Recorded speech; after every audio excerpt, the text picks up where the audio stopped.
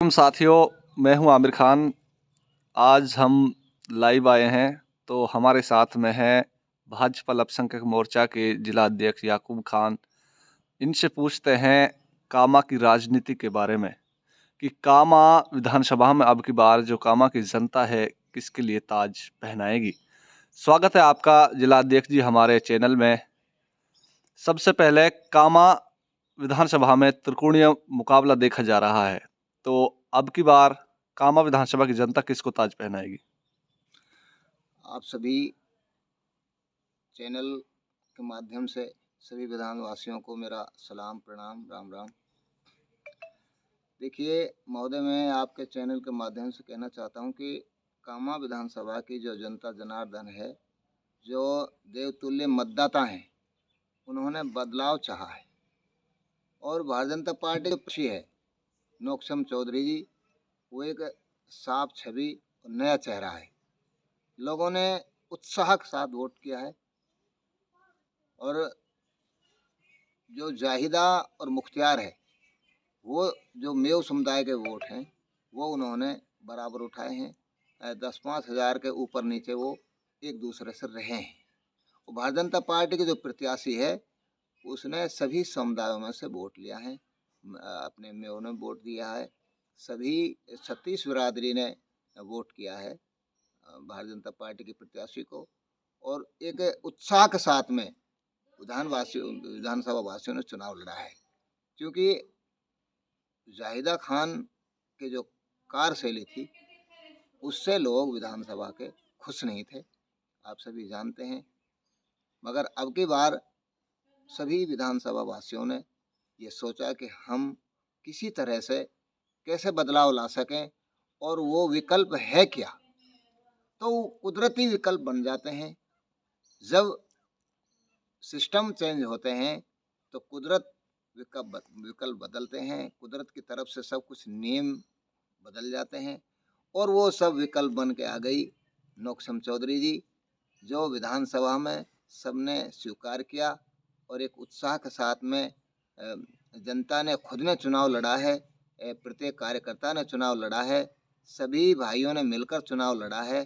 और बहन नौक्षम चौधरी को यकीनी तौर से यहाँ कामा विधानसभा विधायक का ताज लगभग पहना दिया है।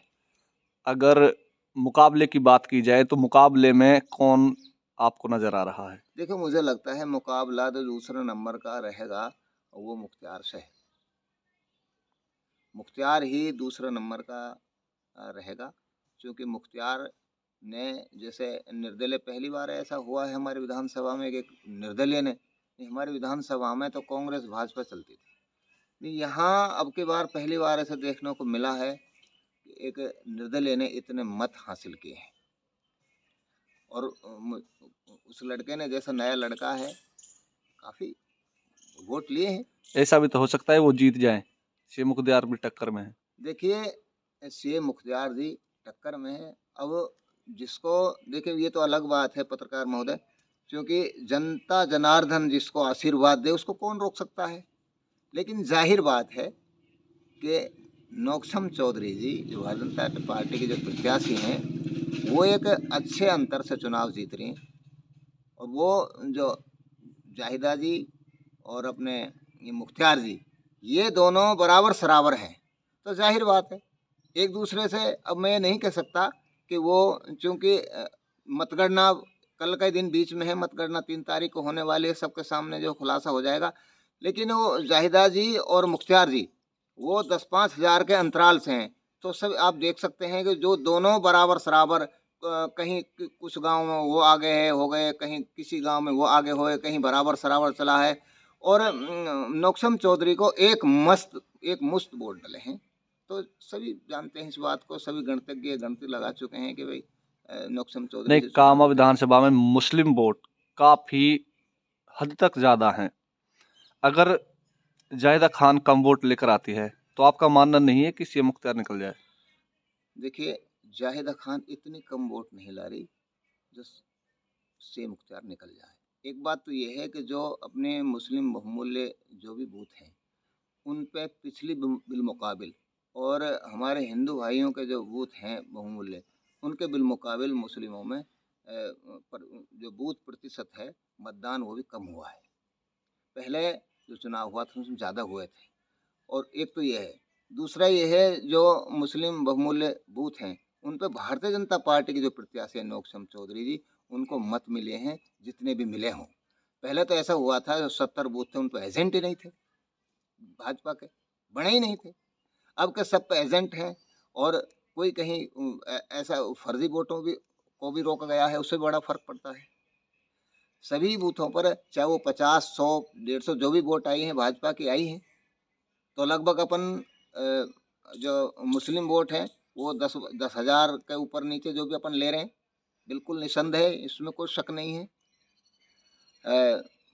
बाकी ये मैं आपको बिल्कुल आश्वस्त करना चाहता हूं कि भारतीय जनता पार्टी के जो प्रत्याशी है उसको कामा विधानसभा की जनता का आशीर्वाद मिल चुका है और निश्चित रूप से वो चुनाव जीत रही है।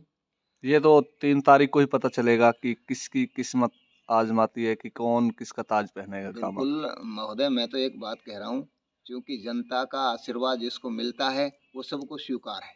और अभी हमारे देखिए भरतपुर में भी अब के जनता का जो जो मानना है ना, जो जनता ने विकास पर, सुरक्षा पर और उस पर जो वोटिंग ज़्यादा किया है, भरतपुर को लेकर चलें तो हम भरतपुर में भी भारतीय जनता पार्टी की सीटें आ रही हैं।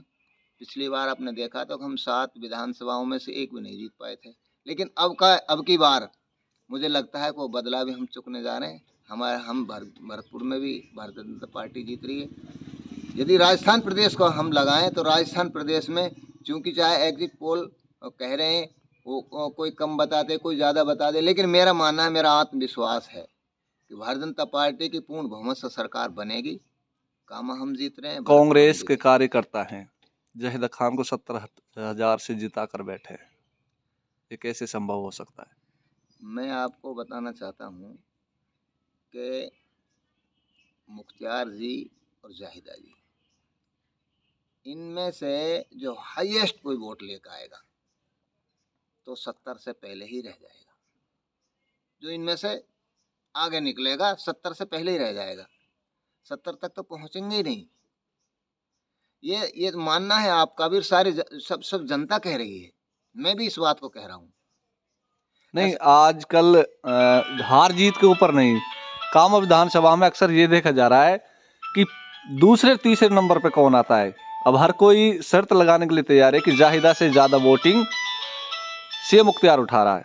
अब ये हमारे विधानसभा में काफी बात की जाए तो शर्त भी लगी है, कई के लाख लाख रुपए पे भी लगाई गई है। कुल मिला के सट्टा खेला जा रहा है, तो आपके अनुमान से किसको ज्यादा मिल सकती है? देखिए ये तो एक ये सट्टाबाजी है, ये तो क्यों गलत है, क्योंकि कई बार ऐसा होता है कि एग्जिट पोल है वो भी जो है ना उल्टे हो जाते हैं, क्योंकि जनता के हाथ में है।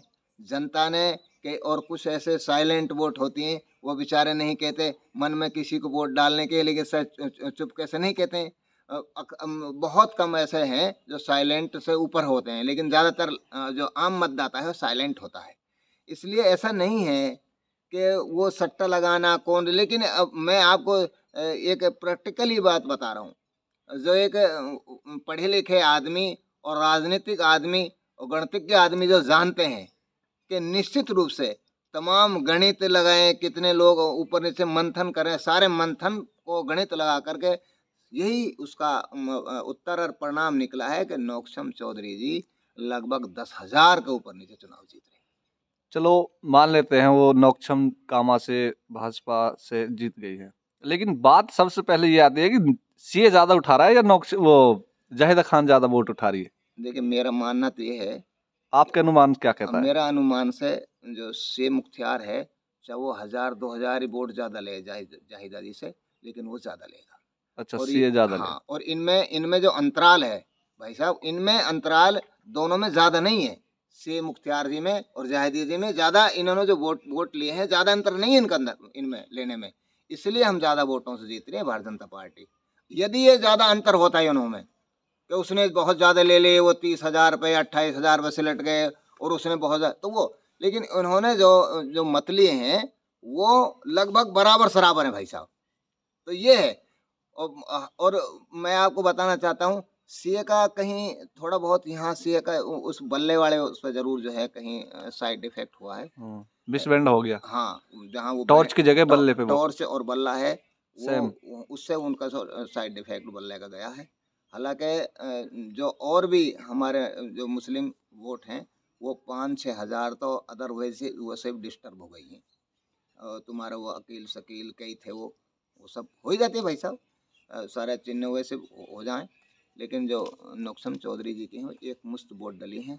और लोग कहते हैं इतना वोट उसने उठा लिया, हिंदुओं का वोट नहीं, वो सब नौक्षम चौधरी को मिले नहीं। तो सब में से इसको 10-20 वोट मिल ही जाती हाँ, है, ऐसी कोई सबको सब। बात नहीं है कि कहीं वोट को कहीं नहीं मिलते। लेकिन जहाँ एक बड़ा वोट का वो था, वो सब नौक्षम चौधरी को मिला है। अब दूसरी बात, अगर नौक्षम चौधरी कामा से विधायक बनकर आती है, क्या सच में विकास करा पाएगी?